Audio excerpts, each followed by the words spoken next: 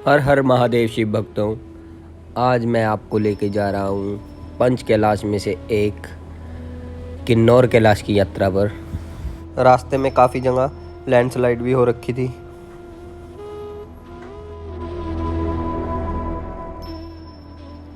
शिव भक्तों, इस वीडियो को आप एंड तक ज़रूर देखें, स्किप ना करें। इसमें मैंने आपको एक एक जानकारी दी है किन्नौर कैलाश की यात्रा से रिलेटेड, कि आप कैसे और कहाँ से अपना ट्रैक शुरू करेंगे और कहाँ आपकी रजिस्ट्रेशन होगी, मेडिकल होगा। तो प्लीज़ चैनल को सब्सक्राइब कर लें और वीडियो को एंड तक देखें। हर हर महादेव।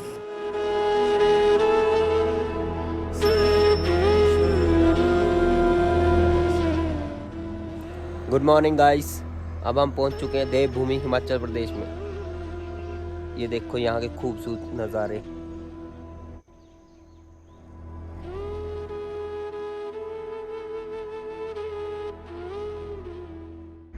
और ये यहाँ पे सेब के बाग भी हैं। अब मैं आपको यात्रा से रिलेटेड जानकारी दे रहा हूँ। अगर आप ऑफिशियल टाइम में यात्रा करते हैं तो आपको मेडिकल और रजिस्ट्रेशन की ज़रूरत पड़ेगी। अगर आप अनऑफिशियल टाइम में यात्रा करते हैं तो आपको मेडिकल रजिस्ट्रेशन की किसी चीज़ की ज़रूरत नहीं पड़ेगी। और अगर आप ये यात्रा अनऑफिशियल टाइम पे करना चाहते हैं तो ये यात्रा से 1-1.5 महीने पहले की जाती है। और ये आप यहाँ के लोकल लोगों की सहायता से यात्रा कर सकते हैं।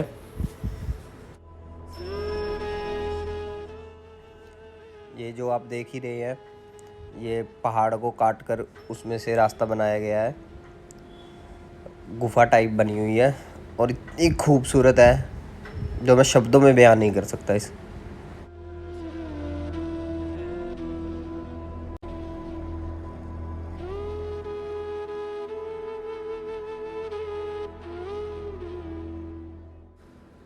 जैसे जैसे आप आगे बढ़ते जाओगे रास्ता और खूबसूरत होता जाएगा।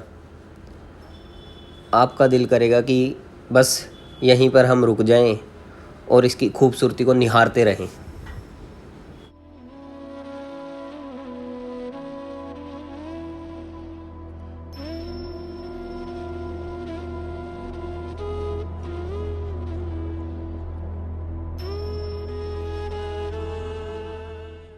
रजिस्ट्रेशन कराने के लिए आपको पहले रिकांगपिओ शहर जाना पड़ेगा। फिर वहाँ एसडीएम ऑफिस से आपको यात्रा की डेट मिलेगी कि किस दिन आप यात्रा शुरू कर सकते हैं।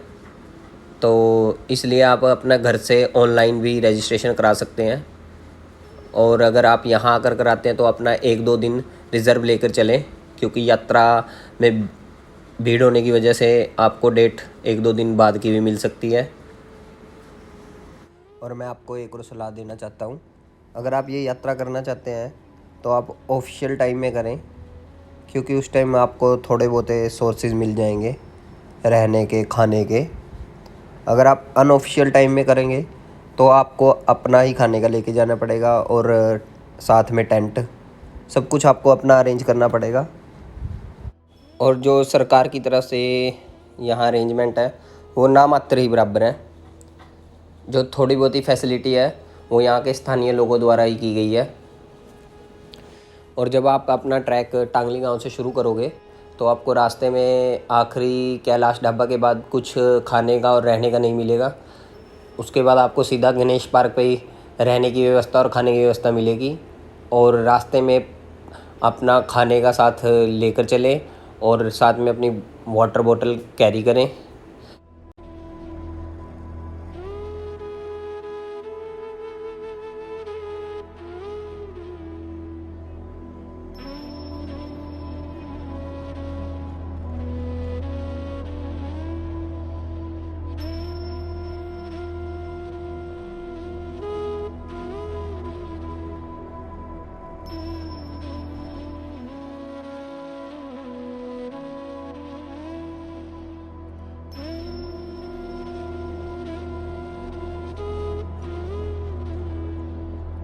ये है रिकांगपिओ शहर।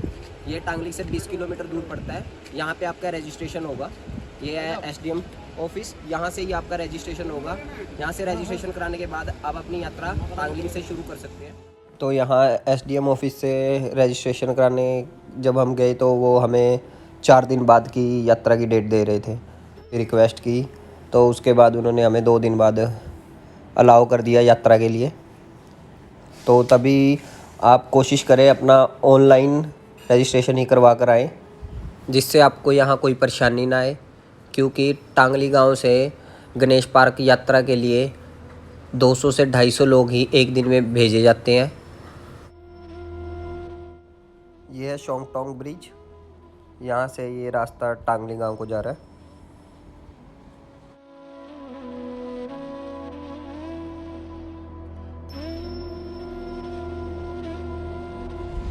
ये रास्ता है टांगली गांव जाने का। अभी यहाँ कंस्ट्रक्शन का काम चल रहा है, धीरे धीरे लगे हुए हैं सरकार वाले इसे बनाने में। कार टांगली गांव तक चली जाती है, कोई दिक्कत नहीं आती अब।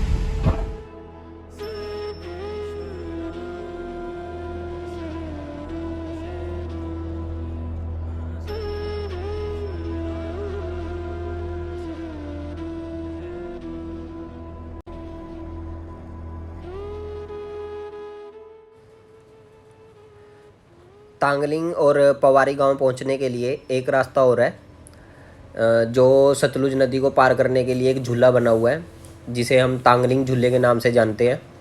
यहाँ के स्थानीय लोग इसी का इस्तेमाल करते हैं। और अगर आप बस में आते हैं तो बस आपको कैंची मोड़ पर उतारती है, तो फिर आप यहाँ इस झूले के सहारे ही दूसरी साइड पहुँच सकते हैं।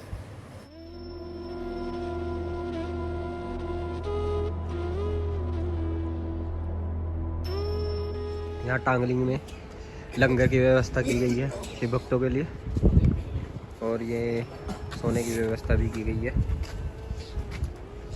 ये रास्ता मेडिकल कैंप के लिए जा रहा है टांगली गांव से ही। अब हम अपना मेडिकल करवाने जा रहे हैं। रास्ते में आपको सुंदर सुंदर बाग दिखेंगे, सेब के, आड़ू के और अंगूर के भी है। देखिए चारों तरफ सेब के ही पेड़ है। ये यहाँ पे गांव के लोगों के इष्ट देव का मंदिर है। यहाँ के स्थानीय लोगों की मान्यता है कि पहले वो इष्ट देव को प्रसन्न करके उनसे यात्रा की अनुमति लेते हैं, जिसके लिए वो उनका पूजा अर्चना करते हैं। और जिनका नाम देवता प्रकाश शंकर है, और उनकी पूजा अर्चना करने के बाद फिर यात्रा शुरू की जाती है।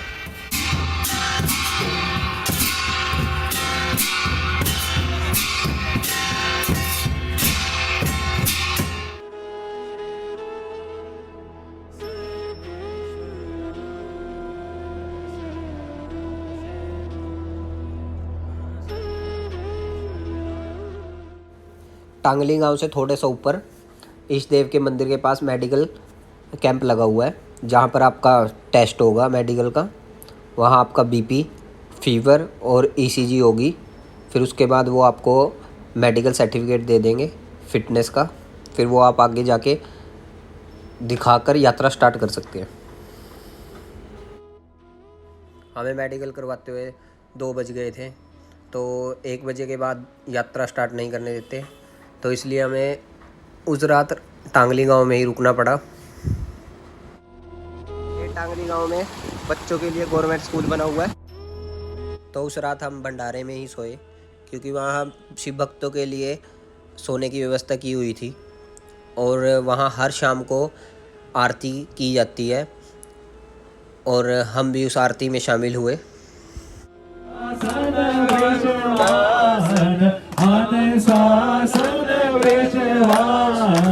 गरुड़ासन सारे ओम हर हर हर हर महादेव, ओम जय शिव ओंकारा, बोले हर शिव ओंकारा, हर हर हर शिव ओंकारा।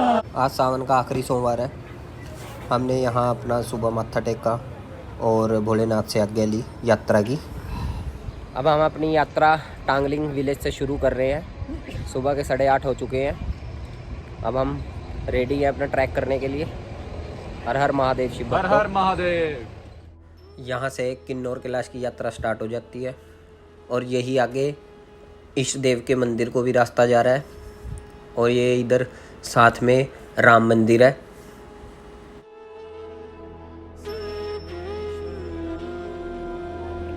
ये है राम मंदिर, ये टांगली गांव में ही बना हुआ है। यहाँ पर हमने अपना माथा टेका और अपनी यात्रा की फिर शुरुआत की।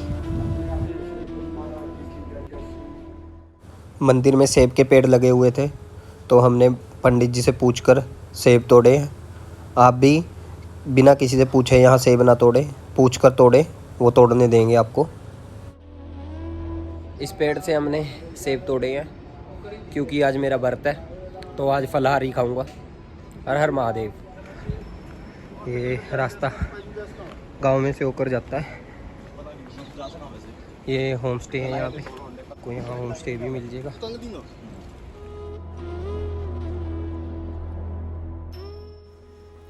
ये गांव के लोग यहाँ घर बना रहे हैं और अपने घर की बाउंड्री कर रहे हैं, चार द्वारी।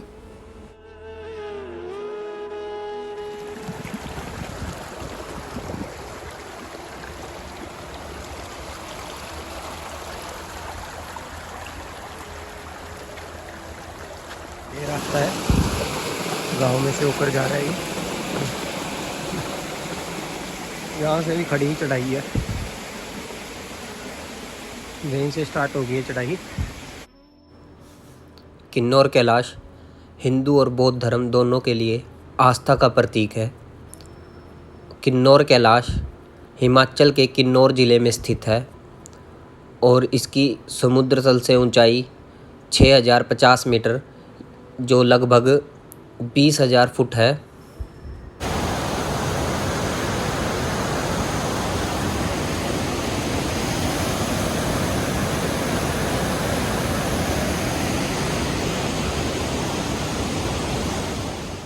ये टांगली गांव से 1-1.5 किलोमीटर ऊपर पुलिस अपना चेक पोस्ट लगाकर बैठी है। ये आपका मेडिकल और रजिस्ट्रेशन देखते हैं, इसके बाद आपको यात्रा की अनुमति देते हैं।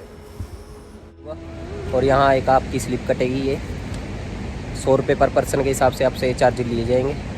यहाँ से खड़ी चढ़ाई शुरू होगी है,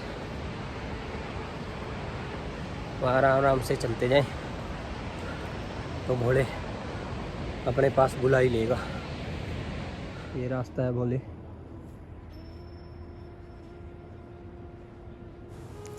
ये है कैलाश का आखिरी ढाबा। इसके आगे आपको गणेश पार्क पर ही ढाबे मिलेंगे और रास्ते में कुछ भी नहीं मिलेगा। और जैसे आप देख सकते हैं यहाँ के खूबसूरत नज़ारे। किन्नौर कैलाश के बारे में अनेक मान्यता भी प्रचलित है। कुछ लोगों के विचार में महाभारत काल में इस कैलाश का नाम इंद्रकील पर्वत था, जहाँ भगवान शंकर ने पांडव पुत्र अर्जुन की परीक्षा ली थी और उन दोनों के बीच युद्ध हुआ था और अर्जुन को पशुपाति अस्त्र की प्राप्ति हुई थी। यह भी मान्यता है कि पांडवों ने अपने वनवास काल का अंतिम समय यहीं पर गुजारा था। इस झरने से आप अपनी पानी की बोतल भर लें क्योंकि यहाँ से आगे रास्ते में आपको गणेश गुफा से पहले कोई और झरना नहीं मिलेगा। ये देखिए रास्ता घने जंगल में से होकर गुजरता है, चारों तरफ जंगल ही जंगल है। ये बाबा जी चढ़ रहे हैं। ये रास्ता है, जैसे आप देख रहे हैं ऊपर ही चढ़ता जा रहा है, स्ट्रेट बिल्कुल। 1993 से पहले इस स्थान पर आम लोगों के लिए आने जाने पर प्रतिबंध था। 1993 में पर्यटकों के लिए ये रास्ता खोल दिया गया।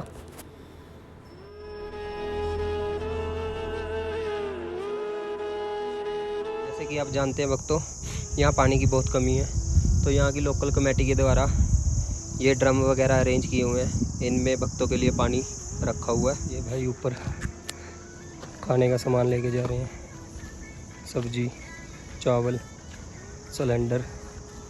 गणेश पार्क जा रहे हैं। वो बिल्कुल नीचे से आए हैं, वो है टांगली गांव। देखिए उम्र से कोई फ़र्क नहीं पड़ता, जब भोलेनाथ का बुलावा होता है तो वो बुला ही लेते हैं। 8 साल की है। और ये भाई 12 साल का है और ये यात्रा करके आ चुके हैं। ये अब हम पहुंच चुके हैं गणेश पार्क। ये नीचे जो टेंट है इनमें आपको खाना और रहना 500 और 600 में मिल जाएगा, और थोड़ा ऊपर जाते रहोगे तो आपको रेट बढ़ते रहेंगे, और जो सबसे टॉप पे है वहाँ आपको 1000 रुपये में खाना और रहना मिलेगा। ये गणेश पार्क है, ये मंदिर बना हुआ है, ये यहाँ टेंट है रुकने के लिए। अभी हम 3 बजे यहाँ पहुँचे हैं। यहाँ पे आपको 1000 रुपये में डिनर और 2 पराठे ब्रेकफास्ट में और एक चाय दी जाएगी। ये नीचे जो भाई अपना टेंट लेके आए हैं उन्होंने लगा रखे हैं। ये इधर टेंट है, ये व्यू चेक करो, वॉशरूम भी बने हुए हैं। और कल हमें यहाँ से जाना है हर हर शंभू। जैसे कि आप जानते हैं हम शिव भक्तों, हम गणेश पार्क में रुके हुए हैं। रात के 8:30 हो चुके हैं। अब हम सोने लगे हैं क्योंकि सुबह हमें 2 बजे के आसपास यहाँ से निकलना पड़ेगा, क्योंकि कल ही हमें वापस गणेश पार्क आना पड़ेगा। गणेश गुफा का रास्ता बंद किया हुआ है। वैसे तो वो खुला होता है, बट ऑफिशियल यात्रा होती है तो वो बंद कर देते हैं सरकार की तरफ से। तो अब आपको मैं सुबह मिलता हूँ। हर हर महादेव। सुबह के 4 बज चुके हैं, थोड़ा लेट हो चुके हैं। अब हम अपनी यात्रा स्टार्ट कर रहे हैं भोलेनाथ के दर्शनों के लिए। चारों तरफ अंधेरा है, कुछ नहीं दिखाई दे रहा, बस अब टॉर्च के सहारे ही चलेंगे। फिर थोड़ी देर में रोशनी आ जाएगी, फिर आराम से कवर हो जाएगा रास्ता। हर हर महादेव। ये रास्ता मैंने पत्थरों के ऊपर से जाना है। 5:15 हो गए हैं सुबह के।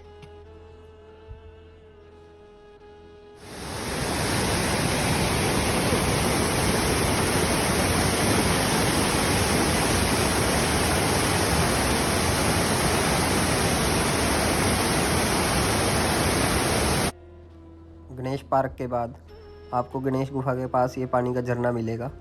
यहाँ से आप पानी की बोतल भर लें, क्योंकि पार्वती कुंड पर ही आपको इसके बाद पानी मिलेगा।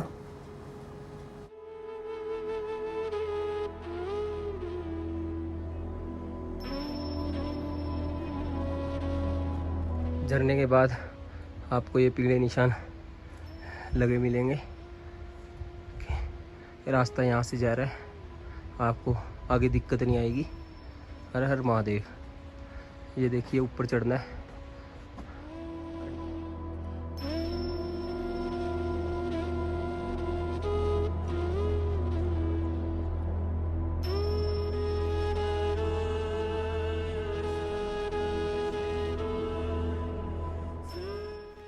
यह है गणेश गुफा।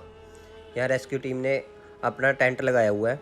वो ये देखते हैं कि रात को यहाँ कोई रुके ना गणेश गुफा में, क्योंकि यहाँ 10 से 12 लोग ही रुक सकते हैं। जब यात्रा चल रही होती है तो यहाँ सिर्फ उन यात्रियों को रुकने दिया जाता है जिनको सांस ना आ रही हो या रात को ऊपर फंस गए हो, सिर्फ वो रुक सकते हैं। बाकी लोग गणेश पार्क में जाते हैं, वहाँ ही स्टे करते हैं। और जब यात्रा नहीं चल रही तो आप यहाँ आराम से रुक सकते हैं, कोई दिक्कत नहीं होती। क्योंकि अब इमरजेंसी में यहाँ रुकना होता है तो इसलिए सब गणेश पार्क में रुकते हैं। जैसे ये बुजुर्ग, ये पार्वती कुंड से आए हैं, इन्होंने दर्शन भी नहीं किए, इनकी तबीयत ख़राब हो गई थी, तो अब ये सुबह नीचे जा रहे हैं गणेश पार्क, गणेश गुफा से। ये गणेश गुफा में हम अपना ब्रेकफास्ट कर रहे हैं। सुबह 6 बज गए हैं लगभग, तो हमने वहाँ से अपना ब्रेकफास्ट रात को पैक करा लिया था, तो भाई ने टेंट वाले ने हमें दे दिया था। अब हम यहाँ खा रहे हैं, क्योंकि सुबह से हम जब गणेश पार्क से चले थे हमने कुछ नहीं खाया। हम यहाँ से खाएंगे, थोड़ा सा रेस्ट करेंगे, उसके बाद ऊपर के लिए जाएंगे, बढ़िया दर्शन कराएंगे भोलेनाथ। हर हर महादेव। गणेश गुफा के बाद ऐसा रास्ता है भक्तों, बस है ऊपर चढ़ते जाना है। भोले का नाम लेते रहो और चढ़ते रहो। हर हर महादेव। जय शिव शंभू। जैसे आप रास्ता देख सकते हैं बोले,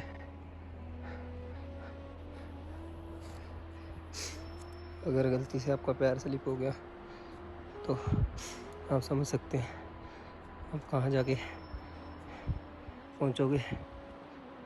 तो इसलिए संभल कर कदम रखें। हर हर महादेव। ये घाटी है ब्रह्म कमल की। ये देखो चारों तरफ ब्रह्म कमल ही ब्रह्म कमल लगे हुए हैं, इन्हें तोड़े मत। जैसे आप अंकल को देख ही सकते हो, ये चौथी बार आ रही हैं और इन्होंने हिम्मत नहीं आ रही। भोलेनाथ आज इनके दर्शन जरूर कराएंगे। हर हर महादेव। जय भोलेनाथ। ये अंकल 4 साल से आ रहे हैं। बताओ अंकल, कैसा एक्सपीरियंस है आपका? बहुत कठिन यात्रा जी। कितनी बार ऊपर पहुंचे हो? 2 बारी पार्वती कुंड, हाँ जी। 1 बार यात्राएं चली, अब चौथा गिड़ा है जी मेरा। चलो आज तो पहुंच ही जाओगे, भोले पहुंचा ही देंगे। आज तो करेगी कृपा ही होगी। हर हर महादेव। हर हर महादेव। लुधियाना से हैं भाई। लुधियाना से हैं। ये इनकी वाइफ है। क्या नाम है जी अपना? राजा रानी। ये तीसरी बार ये आ रहे हैं। आप कहाँ तक पहुँचे हो माता जी? किन्नर क्लास तक पहली बार पहले जाके आई। अच्छा जी। आप पहुंच चुकी हूँ मैं। क्या है गणेश गुफा, काली घाट, गणेश गुफा तक पहुँच गए हैं ये। पहले इन्होंने किन्नर कैलाश के दर्शन करे हुए हैं, आज फिर ये करेंगे। हर हर महादेव। हर हर। आप शिव भक्त तो देख ही सकते हैं कितनी बड़ी बड़ी चट्टानें हैं रास्ते में। ये देखिए सामने ग्लेशियर है और यहाँ पर भी ब्रह्म कमल है। गणेश गुफा के बाद आप रास्ता देख ही सकते हैं कैसा है। कितने बड़े बड़े पत्थर चढ़ने पड़ रहे हैं, रास्ता ना के बराबर है।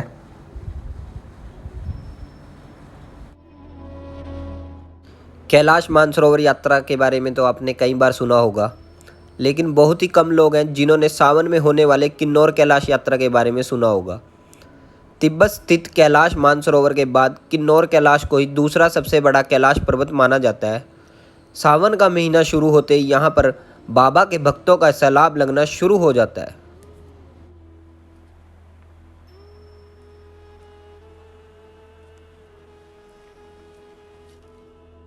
आप देख ही सकते हैं शिव भक्तों यहाँ का अद्भुत नज़ारा।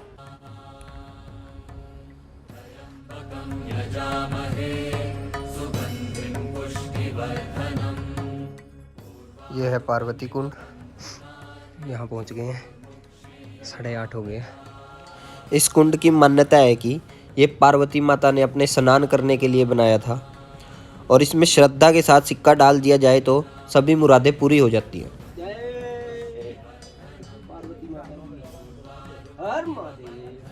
जय शिव शंभू।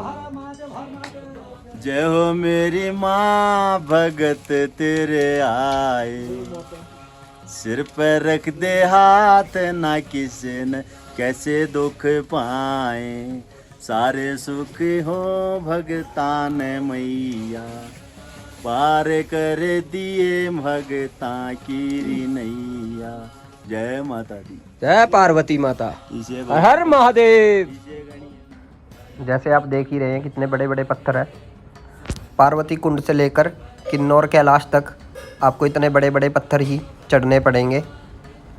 जो ये रास्ता है ये आपकी पूरी परीक्षा लेगा और ये बहुत कठिन रास्ता है।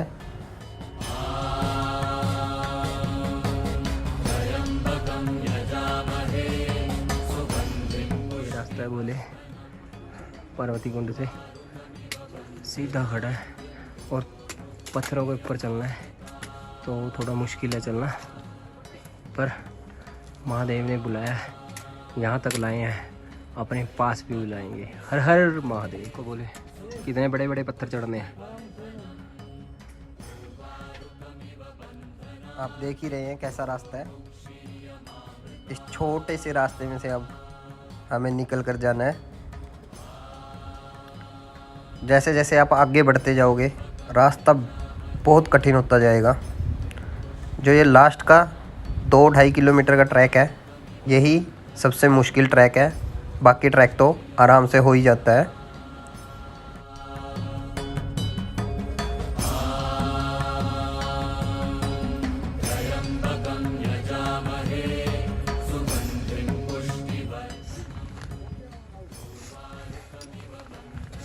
ये देखो अपने साथी को, देख लो कैसा रास्ता है, कैसे आना पड़ रहा है।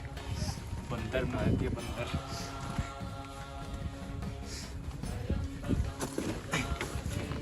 हर हर महादेव शिव भक्तों, हम पहुंच चुके हैं किन्नौर कैलाश।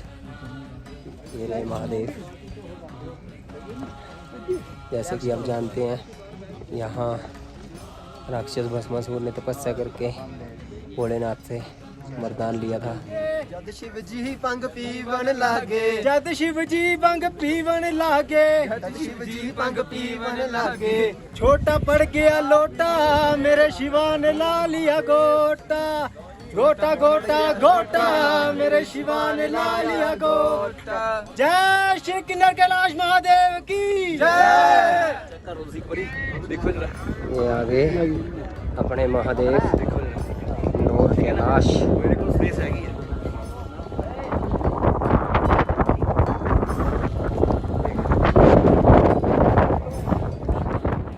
यहाँ के शिवलिंग की जो खास बात है वह यह है, दिन में कई बार रंग बदलता है। सूर्योदय होने से पूर्व सफ़ेद, सूर्योदय होने पर पीला, मध्यकाल में यह लाल हो जाता है। इसके बाद फिर क्रमश पीला सफ़ेद होते हुए संध्या काल में काला हो जाता है। और ये भी कहा जाता है कि रावण ने स्वर्ग की चौथी पौड़ी का निर्माण किन्नौर कैलाश में ही किया था।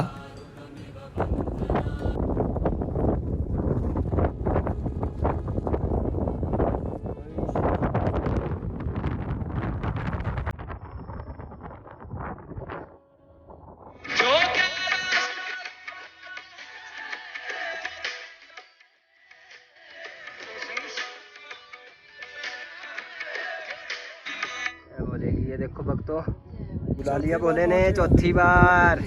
ये आगे पास में रह गया 10 मिनट का।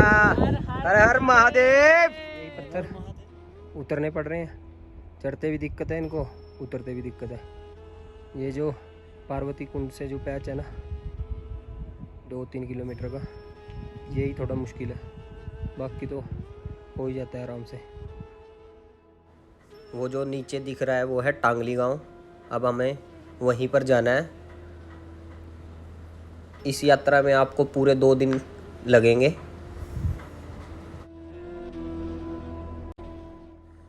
Thank you for watching and don't forget to hit the like, comment and subscribe button.